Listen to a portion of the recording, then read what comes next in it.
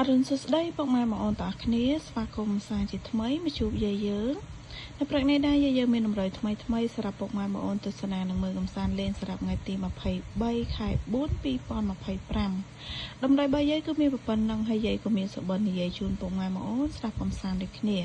តែមុននឹងនិយាយសុបិនយាយក៏សូមពឹងពុកម៉ែបងប្អូនដែលចូលរួមទស្សនាទាំងអស់គ្នានេះកុំភ្លេចជួយចុចពាក្យ like ជាវ Subscribe ឬកណ្ដឹងឲ្យ Channel យាយម្នាក់មួយផងមកណាចាឬក៏ពុកម៉ែបងប្អូនចង់បានតម្រុយតាមម៉ោងក៏យាយមានដែរ link ដែលយាយដាក់លើ comment ហ្នឹងណាបងប្អូនតាគ្នាអាចចុចចូលមើលបានអត់មានអស់អីទេចាចុចចូលមើលម្នាក់មួយទៅណាអត់មានអស់អីទេហើយតម្រុយនៅទីនោះគឺយាយដាក់ត្រង់អត់គុណទេមានពេលខ្លះចូលទាំង2លេខចូលទាំង3លេខណាអត់គុណទេដាក់ត្រង់តែម្ដងអញ្ចឹងពុកម៉ែបងប្អូនចង់ឃើញតម្រុយតាមម៉ោងកុំភ្លេចចុច link ដែលយាយដាក់លើ comment ហ្នឹងទៅនឹងឃើញណាបងប្អូនតាគ្នា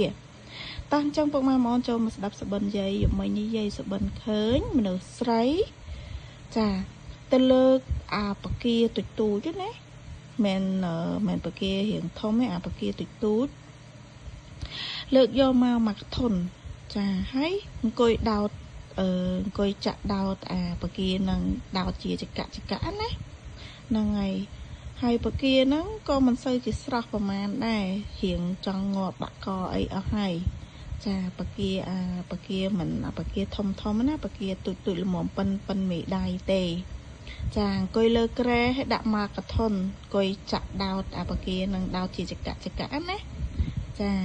អញ្ចឹងយាយក៏កាត់យក60 66 64 56 51 064 561 864អូ60និងអូ50អញ្ចឹងពុកម៉ែបងប្អូនចេះកាត់លេខអីក៏យកតាមនឹងទៅណាចាហើយក៏ជូនពរហេងសំណាងល្អទាំងអស់គ្នាអញ្ចឹងវីដេអូយាយក៏មានតែប៉ុណ្្នឹងទេជួបគ្នានៅវីដេអូក្រោយបាយ